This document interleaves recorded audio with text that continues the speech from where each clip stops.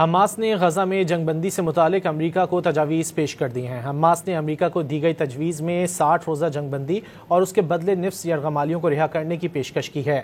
Hamas نے تجویز دی کہ جنگ بندی صرف وقتی نہ ہو بلکہ اس دوران مذاکرات کے ذریعے جنگ کے مستقل خاتمے کی ضمانت بھی دی جائے۔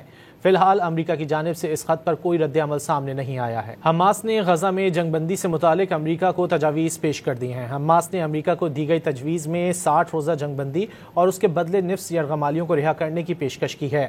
حماس نے تجویز دی کہ جنگ بندی صرف وقتی نہ ہو بلکہ اس دوران مذاکرات کے ذریعے جنگ کے مستقل خاتمے کی ضمانت بھی دی جائے۔